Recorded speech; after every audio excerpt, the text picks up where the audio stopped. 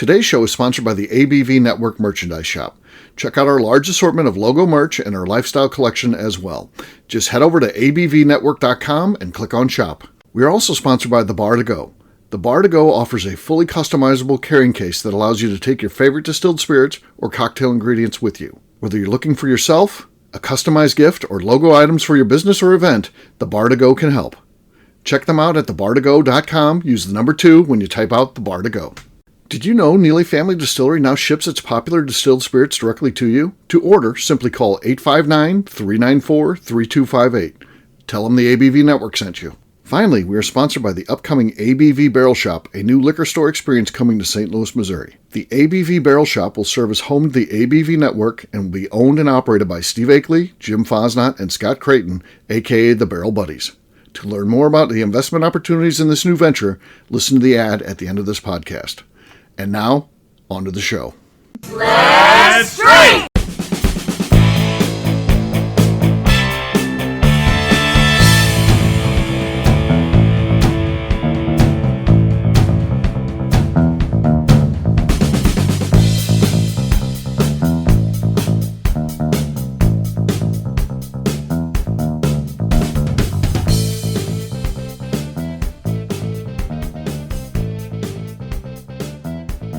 Welcome to the Bourbon Daily, the podcast about everything bourbon delivered to you every day of the week. Today on the show, we discuss how big of a wanker you are if you buy the $25,000 Johnnie Walker Masters of Flavour Scotch whiskey offering available for sale now. My name is McNew. Please join me in welcoming my co-host, Steve Akeley, along with our special guests, Dana the Dreamer 6, and Heidi, and Jim Fosnot. Hey, gang, what's up? Hey everybody. How's it going? How you doing? Hello. Good. So we're gonna dip our toes into the world of Scotch today, where we're going to be talking about this new Johnnie Walker item, Masters of Flavour offering. So we'll kind of get into the details of it, what it is. Of course, we already talked about how much it costs, $25K.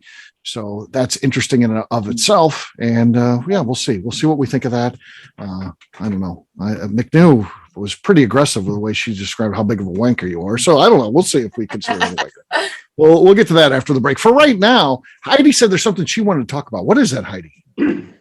All right. So just wondering if anybody has, if you may be this person, or you may know this person may be related, a friend, an acquaintance, somebody who is on point, because, it's the holidays, somebody who is on point all the time with Christmas cards, sending out Christmas gifts so that they all arrive on time or prior to the holiday or whatever. And it could be birthdays or whatever like that too, as well.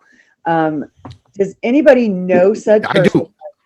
I've got one that's a surprise to me, because this person in everyday life is a cranky old Grinch. But when it comes to Christmas, this person finds the love in this individual's heart, just like the Grinch himself did. And his heart grows 4 times during the holiday season. And that's Wes Harden. Hard to believe he's good at Christmas. He has the most thoughtful gifts. And I talked to him about it before. He comes up with things that, like last year. So last year I get a Christmas. I don't ask for a Christmas gift from Wes or anything like that. But he sends me a vintage bottle of mellow corn, because he knows I like mellow corn. I haven't talked about it in a while, but I'm a mellow corn fan. And a coffee mug, the Yeti type, but it's not Yeti brand, but it's that type of thermal insulated mug from Tommy Bahama. And it was a holiday themed one. I didn't have either of those. And I thought that was fantastic. But he's just that thoughtful when it comes to that. And he's the one, of course, who thought of our Secret Santa plan. Oddly, Wes is great at Christmas gifts. I have no idea why. You wouldn't think anything. And there's nothing in Wes's everyday life that would lead you to think he's good at that stuff. But he is. He's good at Christmas. Yeah. And one year he sent out some Santa bottles of larceny and just wrote Bourbon Santa. We didn't know who it was from, but it was Wes. Wes is great at Christmas. Yeah. Well, he sent you larceny. I think other people he sent what their favorites were. So maybe he did. Yeah, sent me the larceny. Because he knew that you like larceny. So he was buying people whatever their favorites were, which was so sweet and so thoughtful. Yeah, Wes is good. I no complaints. He's freaking awesome at that stuff. So yes. Anybody else that's a surprise or is really on top of things? Dana? I would say my mom. Like, she is fucking Emily Post, because she'll come to Thanksgiving and be like, I already need you to send me your Christmas list and this, that, and the other. And on the 5th, she was like, "Are you in your Amazon cart? You need to get out. I need to buy some stuff off your wish list." I'm like, "Are you serious right now?" And we've already got, at the time, we got her Christmas card, was the first Christmas card we got. And I'm just like, "God damn it, woman, stop. You're making everyone else look bad." Because I've kind of stopped sending out Christmas cards, but Most people have. yeah, We still do because the warden loves it. So yeah, we send out Christmas card. I have nothing to do with it anymore. I've disavowed it, but it doesn't matter. I still get sent out with my name on it too. I have no Christmas game whatsoever, and I don't have anybody in my family that's way. So no, I have nobody on point that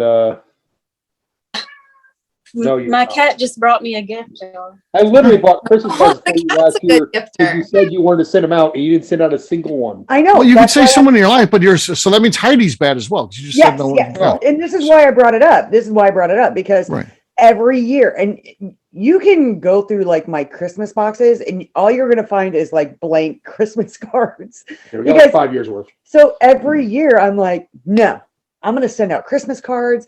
And like last year, I was like, okay, Jim and I are together. And I'm like, so I asked his dad for like aunts, uncles, and everybody and for their addresses. And he was like, oh my God, this is awesome. So he wrote down this list.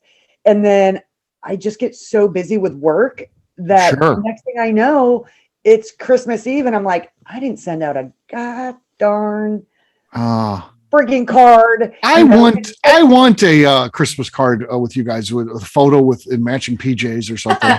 Pajamas, I want that. So Totally. I can tell you, so this is funny because my girls and I, one of our Christmas traditions is matching pajamas. Everybody gets Christmas pajamas on Christmas Eve. I called it. There you go. Yeah, that's the I want you and Jim to have matching pajamas. No, but so last year I was like, the zip up ones with the fanny flap. Or the year before that. The year before that, I was like, so something I do with my kids is, we always get Christmas pajamas, and on Christmas Eve when we're hanging out, we're all wearing them. And I was like, so I bought Mitch a pair, and he was like, no. But Mitch loved them. But Jim was like, do not get me matching PJs. Yeah. So I didn't. I got him pajamas, but they were completely different from the rest of us. But I'm like, that's the only thing that I do. And I am horrible about sending out Christmas cards, getting packages to the post office on time. It's like all last minute. Now, mind you, last year was a little better because I'm like, babe, can you do this for me? And he's like, yeah, I got it. And then I'm like, babe, can you, like, I'm at work and I'm like, I need you to jump on Amazon and order this right now. There you go. So he's jumping on Amazon and ordering stuff. He's like your assistant. With you and an assistant are good. You're one whole person. Yeah. And I will tell you this, something that he is fantastic. He is fantastic at getting stocking stuffers. Well, that's Jim's specialty, huh? It is. It's crazy. Like, I do like stockings items. Yeah. Stockings are like I could just do stockings and be fine. I always find like the weird hot chocolates and the weird and like the funny. I like the stuff you get in your stocking too. That's fun.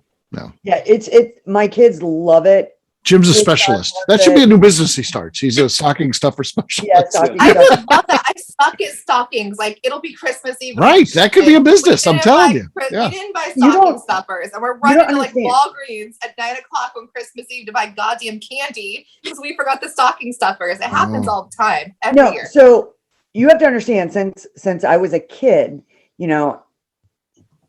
my mom would make these fantastic stockings for us. Well, then, you get married, you have kids, and then I was the one that was doing all the stockings and buying all the stocking stuffers. And then on Christmas, I'd wake up and there's nothing in my stocking. Nothing. For 17 I've got a good stocking stuffer I want to share with you guys because it's after the fact. My kid doesn't listen to the show anyway, but it's anybody heard it and told her, so she's already got it by this point. But on Christmas, in her stocking, there is a jewelry box. It looks nice. And within that jewelry box, there's a ring. Also looks nice. Even as you look at it quickly, it looks like a gemstone on there, but it's a polished piece of gold.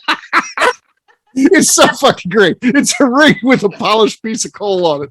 I like it. It probably just looks like a black, like obsidian or something. Right? Yeah. Probably Yeah. wear it. That's awesome. I should probably wear it. But I think it's going to be funny. I think she's going to be excited when she sees it. Be like, "This is the best stocking gift ever." And then, yeah, it's Love it. yeah. And I get my son a knife like a different weird knife see, we were talking about your switchblade stuff. Right. Mitch, I've been doing knives for him since he was probably 7 years old. And that kid has so many different, every kind of knife you can imagine. So it's always finding like the crazy, cool knife. That is a good stocking stuffer for sure. Yeah, McNew, how about you? Honestly, my mom is the best gifter. Like, this lady is a saint. So we can be like at an antique store. She likes to go to antique stores. I'll go with her. And I'll be like, oh, that's really neat. That's cool. And it'll be like 6 months prior and it'll end up here on Christmas. Like, my mom, just remembers, if you say you like something, my mom is going to go out of her way to make sure she's buying you something that ties in with that. Right. I'll drop hints next time I meet your mom. I'll drop some stuff. Do. She will be like, hey, Steve will like this and send me some links. Mom is A+ gifter. Yeah. All right. Yeah. Well, there you go. I had a text yesterday, and she's going to know who it is now because she listens. And it was asking me for my address because she wanted to send out Christmas cards. And that's Katie, by the way. Yeah. Yeah. We know who that is. She texted all of us. Yeah. And I was like, yeah, here you go. And I was like, so can I send you my list with my Christmas cards and you can send them all out to me? Oh, there you go. So I really got to the point where I only send Christmas cards as a return to people that send them to me. So if somebody from the Bourbon world's like, here's a Christmas card, I'm like, cool, I'll write one out, put it in the mailbox. I usually send them to my mom and my aunts and no one else. Because I'm like, if they send me one, I'll return one. I don't do a list though. She goes all out every year. We're texting back and forth and she's telling me that she hires an artist to create her Christmas cards every year. And her to make shitty scorecard now.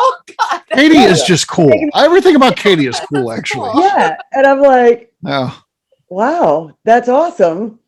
I'm like, seriously, can I send you my addresses so you can get those out? Do I do? And I told her, I was like, I have 5-10 years worth of cards, Christmas cards. Can you send them all out? And she's like, can you send them all out? No. She was like, I very much regret texting you. No. Right.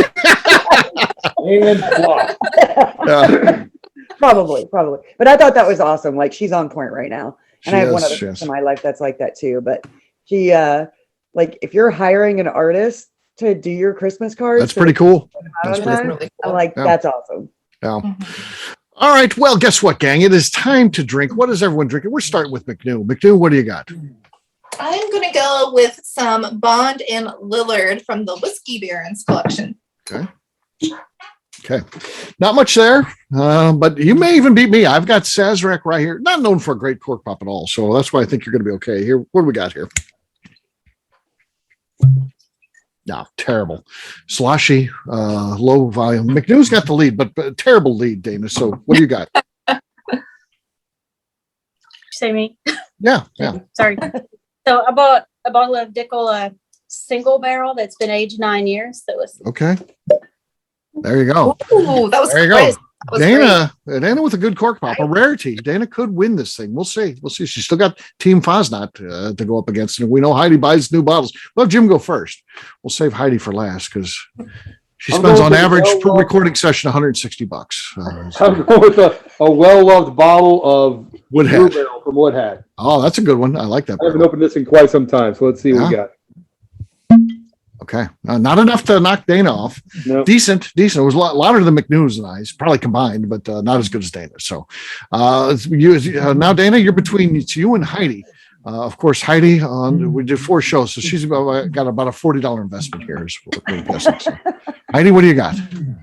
So I picked this up from Steve. It's the new Neely Butterscotch Glow. Butterscotch Is that a Glow. brand new bottle you bought for this?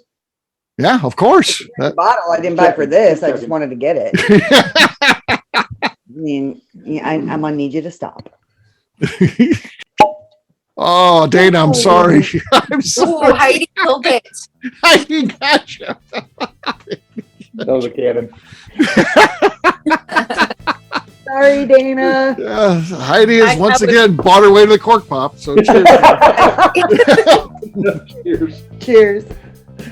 All right, we'll take a quick break. And then when we come back, we're going to be talking about Johnnie Walker. We'll do that in just a few.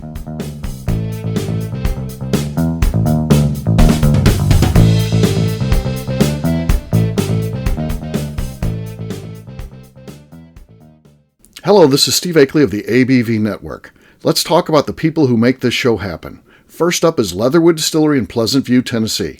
Company founder Andy Lang started distilling as a hobby while serving his country as an elite Green Beret. Andy distilled all over the world during his time in the military and brought this passion back to him in the U.S. when he returned home.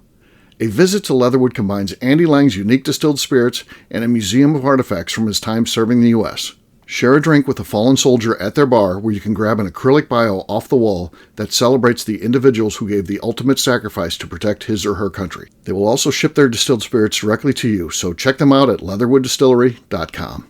We are also sponsored by Moonshine University. This longtime partner for the ABV Network helps educate individuals looking to get into the distilled spirits business, service industry employees looking to expand their knowledge, and individuals simply wanting to know more about the process and history of the spirits industry. In 2017, I completed my Executive Bourbon Steward certification at Moonshine University, and it's something I continuously draw upon and connect with fellow graduates. Check out their full listing of classes, including Executive Bourbon Steward certification, production classes, and more at moonshineuniversity.com. Okay, let's talk about Neely Family Distillery.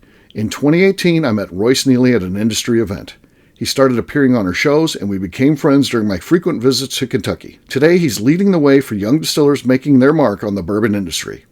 A visit to Neely Family Distillery combines family history, a look at what makes their products unique, and of course a tasting through their whiskeys, moonshines, and creams. Check them out at neelyfamilydistillery.com and visit them in Sparta, Kentucky.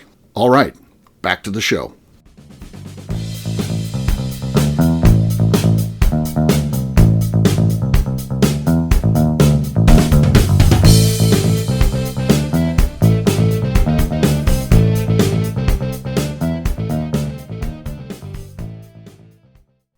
This is Freddie Mills, and you're listening to the Bourbon Daily.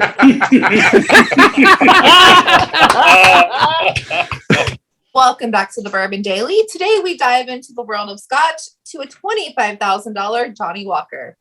Yes, we do. So this one is called the, what is it called? The Masters of Flavour. It's kind of an interesting thing for sure. And, I to me, if they were doing this with bourbon, it'd be really cool. Now, not everything could be exact because it's at least 48 years old. So we could never have bourbon that's 48 years old, but that's interesting. It is age stated 48 years. There's 288 bottles made of this thing. But what I like about this, where you could do something like this with bourbon, is four of the biggest players from the world of Scotch are involved in this. So master blender Jim Beveridge, who's the master blender for Johnnie Walker.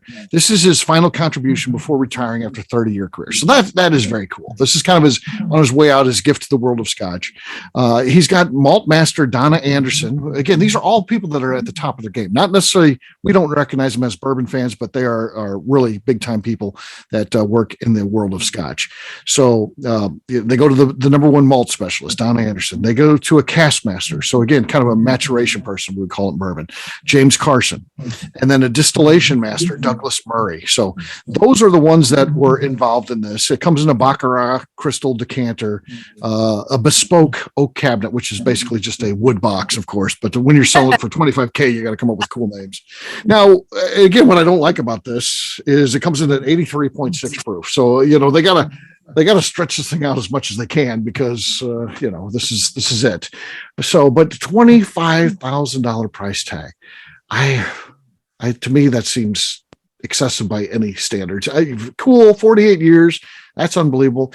I mean, on the bourbon side, what would be the equivalent? Probably about, 27 years, something that's really at the far edge of bourbon. And then if you had, I guess, all the Jimmy Russell and, the top people from the world of bourbon helped you out on that in some way, I think it might be kind of cool. But again, I don't think it hits $25,000 a bottle retail price. We're not talking secondary here because we've seen some crazy prices on secondary, like with the Double Eagle, very rare, but that's not what it sells, despite the fact that it sells for $15,000 plus on secondary. That's not what the retail for it is. So what do you guys think about this as you see that? Hail to the gnaw. Just no. Dana, would you consider a home equity loan if your local liquor store called you and said they had a bottle? No. Just get No, a quick home absolutely equity not. loan, pay it off in 10 years, and you can No. have a bottle of booze. No, because I 83.6 guarantee proof. you, the buzz that I will get off of it will not warrant the money that I'm going to have to spend. 'Cause I'm going to have to it drink could that be whole bottle. it could be life changing. It could be life changing. You could drink that and be like, oh my gosh, You know how many bottles of Old Crow I could get for that? that's a lot. Let's actually put pen to paper on that. So so $25,000 And in my neck of divided the woods, by it's $18. I have $10,000. $18 for Old Crow. A handle, No, a you- handle. Okay, a handle. So let's handle. Let's go a 750, which is going to be. I don't even know if they do 750s. I know they do liters. So let's a liter's like, let's say $9 divided by 9. You could get 2,777 bottles. You can fill your Old swimming Crow. pool with it. I'm Yeah, sold you on could- that. So yeah, there you go. There you go. I mean, the But- bottle is beautiful and the tasting notes sound really good, but Jesus, $25,000? No. Yeah, but even when you're looking at like the crystal decanter from them, like I was looking at crystal decanters and I'm like, okay, I think it was $2,800 was the most expensive one. All right, $2,800 for a crystal decanter. So you're putting some juice in a crystal decanter. Right. That, Paul will make a candle for you when you're done, by the way. yeah, well, Are you paying for I feel like you're paying for the decanter more than the whiskey. Well, it's not worth $25,000. no. Yeah. Well, and then you Heidi go said the top decanter was $2,800. So even if you figure, oh, this is the top decanter you get, it's Yeah. $3,500. And then, okay, so it doesn't say box, it says bespoke Oh, cabinet. cabinet, yeah. But if you look at it, it's just a wood box. There's nothing special Yeah, about the box. I get that. I get it. But if you're looking at like bespoke, it is top of the line and everything. So, okay, so let's say the box is worth 1,000. Maybe, Okay. maybe, so then you're talking $2,200 for the juice that's going in the decanter that's going in the box. Right. So let me talk real world stuff here. Yes. So Steve, one of the gentlemen who may be investing in our adventure coming up here, Sure. he was trying to get me to get a 50-year-old Scotch for him. There's only a few bottles available in the U.S. and then COVID hit, and so everything kind of fell apart. And then I left Total Wine. So he just sent me a picture. I may have showed it to you. I know I showed it to Scott the other day. He finally got that bottle from another liquor store. That bottle is $28,000. Yeah. And so he just purchased that. And then, so this is someone I literally know. And then there was a MacLeod release, and I may be wrong. It's going to be like a 70-something-year-old release. It's going to be the second oldest Scotch release ever. There was one bottle coming into Missouri. It was $67,000. And if I could have got my hands on it, I had it sold. Yeah. So people, Well, I'll say this. I get there's people with a lot of money. There's people with way more money than me. Matter of fact, most of the population has more money than me. I get that. But that doesn't mean it's cool. If that guy calls me and says, I got this $67,000 bottle, will you have a pour? Yeah, I'll drink a pour if you're going to give it to me for free. Right. Do I think it's cool you bought it? No. I think you're a wanker. I mean, Yeah.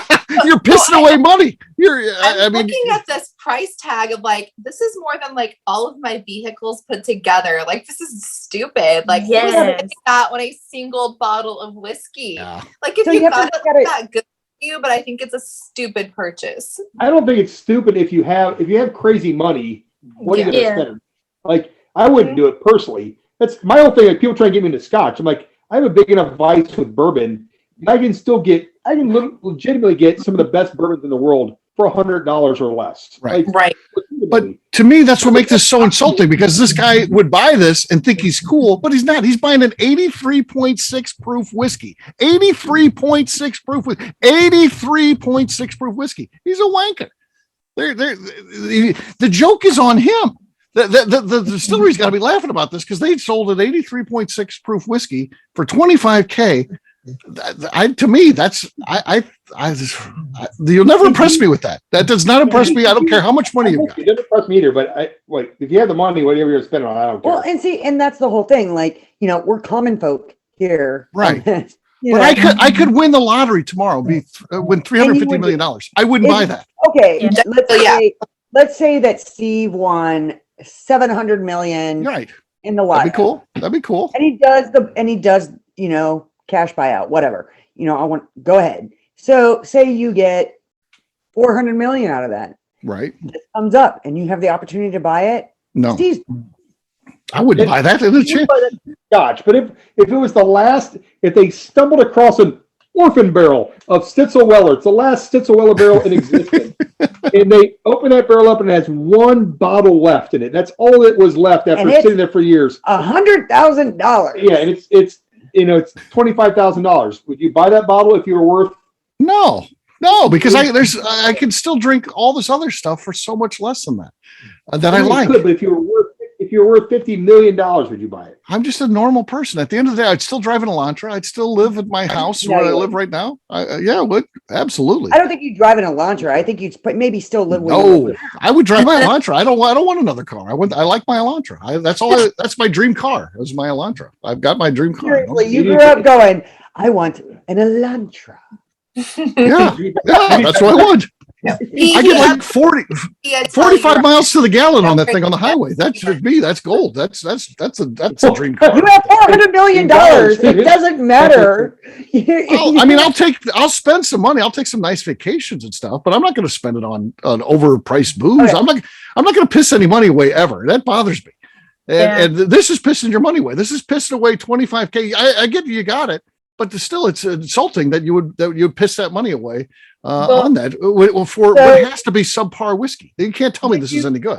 Listen, I would agree. I've got to taste some really expensive stuff over the years, and I'll tell you, like, is a $28,000 Scotch $27,000 better than the best Scotch I've tasted? There's no way. Like, there's no way. So I agree with you there. Like, and that's my whole thing with I'm not buying secondary market. I'm not spending $2,500 for a Pappy, whatever, because I can get great freaking bourbon at $100 bucks, $120 bucks, $150.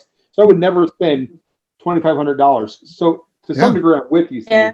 But I also understand people who had more money than sense. Like, what are you going to spend it on? You can't take it with you, so you might spend it on something. But even if I was rich, I would make it up in volume, I think, because I'd have a lot of parties with my friends, and I would be able to buy the Pappy, the things that I want, but I wouldn't have to go out on the secondary and pay for them because I would be the high volume, high ticket customer because I'd be buying a lot of other stuff that when it comes up, they'd be like, hey, by the way, do you want to buy this?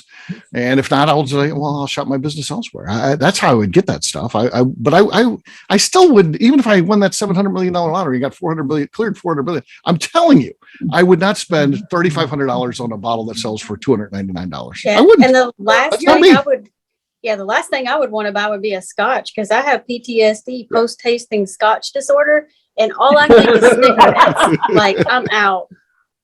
Yeah. I can't do it. Yeah. No, I mean, Scotch isn't out for me. I like Speyside. I'm not a big Islay fan, not at all. But if I had, if Jim and I were independently wealthy and we were like, I had 500 million in the bank, I'd be like, Jim would have to monitor stuff because I'd be out with the girls having some drinks. And all of a sudden I'd be like, okay, like that sounds good. I'm going to get that. And then he'd be like, why did you buy that? And I'm like, Barley needs something cool in his water bowl. I don't know. She'd be doing podcasts with a 30-year-old Scotch cork pop. Oh, see, that one cost me $1,000, $50,000, whatever. Yes. You wouldn't know, like, why I know Scotch is shit because you can have a good bourbon at 2, 4, 6 years old. Why does Scotch got to be 30? Like, I don't want that. The climate, yeah. Use barrel and climate is a combination of those things. The first thing I do is, like, if I had that kind of money though, and we were buying that kind of bottle, like, I'd get everybody on a plane, and we'd be flying over to go on some tours, right? So that everybody could figure it out. And then I'd be like, you get a bottle and you get a bottle. Yeah, I just feel like there's better ways to spend this amount of money than on a single bottle. Yes. Yeah, but if you had the money, if I had the money, I'm not buying that. But I'm still going to be a good guy to hang out with. Believe me, going down to Key West is going to be fun when I hit that $400 million in the lottery. It's going to be fun. But yeah, I'm just not going to blow it on dumb things. I'm going to blow it on cool things. Like, like something bespoke is obnoxious, like a bespoke oak cabinet. Yeah, box. Agreed. Totally. Bespoke. Yeah. Well, So I don't know. There you go. I'm not out to impress anybody with my lifestyle. I'm not out to impress anybody with the bottles I buy. I'm just out to buy things that I want to drink and consume, and I want to be treated fairly. And I guess that's what they're charging for it. So if someone buys it for that, they're not overinflating the price. They're paying the retail, but that's too much retail for me. It's not my thing. Definitely not. So that's just who I am. Not into that stuff. Dana, let's wrap this one up. Talk about where people can find us. We'll start with you. You can find me as Dana the Dreamer 6 on both Instagram and Twitter. All right, Heidi. You can find me on Facebook as Heidi Topel Eller and on Instagram as Heller_BarrelBabe. All right, Jim. Find me on Facebook at Jim Fosnut or on Instagram at FozJim, FAZZJIM. McNew. I'm on Instagram at McNew ABV. All right, for me, I'm an easy guy to find. I'm at Steve Akeley on Twitter, Instagram, or Facebook. I've got a website, steveakeley.com. We've also got a company website, abvnetwork.com. That's the one you got to check out. Everything that we do is out there. We got our shop out there. We put our blogs. We put Bourbon Zeppelin, our email magazine. And, of course, all of our shows are out there. So check us out, abvnetwork.com. McNew, anything else to say before we get out of here? I'd like to remind the audience to please give us a 5-star review that includes comments. It helps new people find the show, which is very important to us. And if you like what we're doing, we ask that you please visit our Patreon page at patreon.com/the ABV All right, great job today, gang. For our audience, we'll have a brand new show for you tomorrow. Looking forward to that. Until then, take care, everybody. See ya. Bye. Cheers. Bye-bye. Bye. Peace.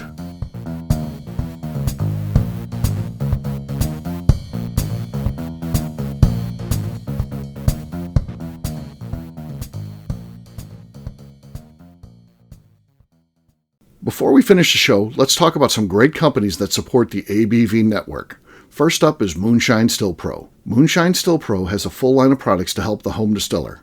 Whether you want to experiment on the stove in your kitchen or you're looking for a bigger setup in your backyard, owner Russell Creed and his team can help. They have multiple still offerings, accessories, and even grain from their partners at Goldstone Mill to assist you in making whiskey on par with your favorite distillery. They can also help you with some fabricated parts you probably can't make yourself if you are attempting a DIY still project. Learn more or order your still or parts at moonshinestillpro.com. Another friend of ours is the Goldstein family at Goldstone Mill. The Goldsteins offer a variety of heritage and heirloom grains to make the finest whiskeys in the world. Plus, they are more than just a grain company. They are truly consultants to make sure the grains they are providing to you or your business meet your highest expectations. Additionally, they work with mills around the country, ensuring shipping is as low as possible for their customers. If you're a distillery, brewery, or even doing this at home, Goldstone can assist you. Check them out at goldstonemill.com, call them at 217-254-6613, or check in via email at hello@goldstonemill.com. Last but not least, at the top of the show, I mentioned investment opportunities at the new liquor store concept, the ABV Barrel Shop, being launched in 2022 by myself, Jim Fosnot, and Scott Creighton. We are crowdfunding some of the capital needed to open the store. Not only does it offer a return on your investment, but a lifetime of status and benefits at the store. Of course, this investment is a loan and involves a high degree of risk, which may not be suitable for all persons. Prospective investors should carefully evaluate the risk and merits of an investment, should confer with their own legal and financial advisors, and should be able to bear the risk of the loss of their investment before considering the investment described herein. If you would like more information, contact us via the under construction website at abvbarrelshop.com and fill out the form. The Bourbon Daily is part of the ABV Network. For more information or to become a sponsor, please visit abvnetwork.com. Thanks for listening and cheers. This has been a Steve Akeley production.